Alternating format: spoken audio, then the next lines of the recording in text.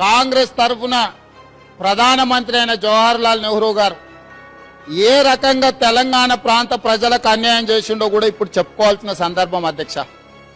మాకు 1948లో స్వాతంత్రం వచ్చిన తర్వాత నవంబర్ 1947లోనే నిజాం నవాబ్ గారితో స్టాండ్ స్టిల్ అగ్రిమెంట్ చేసుకున్నారు అధ్యక్ష.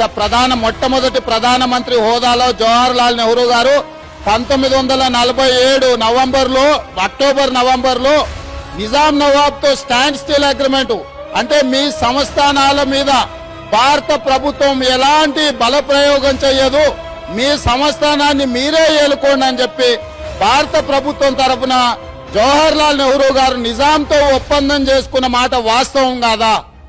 తెలంగాణ ప్రజలు మహిళలు వేల మంది వీరమరణం పొంది సాయుధ పోరాటం జరుగుతున్న సందర్భంలో జవహర్లాల్ నెహ్రూ గారు నిజాం నవాబ్తో స్టాండ్ స్టిల్ అగ్రిమెంట్ చేసి తెలంగాణ ప్రజల హక్కులను కాలరాసిన మాట వాస్తవం కాదా అని చెప్పి నేను మిత్రుడిని సందర్భంగా అడుగుతున్నా అధ్యక్ష.